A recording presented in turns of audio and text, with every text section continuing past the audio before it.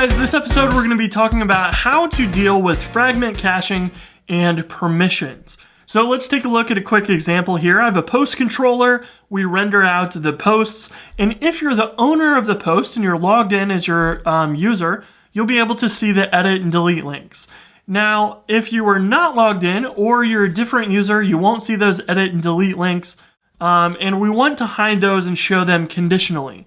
But unfortunately, this gets to be tricky when, for example, our edit and delete links might actually be up here underneath the title. We can't do our caching around the entire thing anymore. We would only be able to do it against this little portion, or we'd have to have multiple caches, and that starts to make things tricky.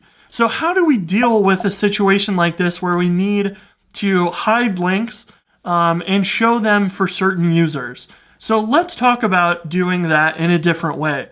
And I actually learned this technique from Basecamp. They use this in several of their interfaces, and this is a really interesting approach to solving this problem.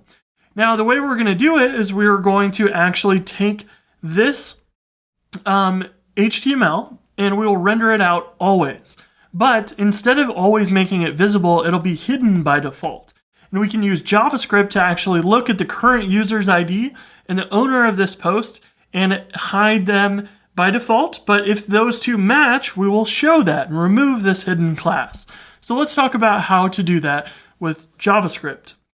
Now, previously, we were using ERB here to check if the post user ID and current user ID match.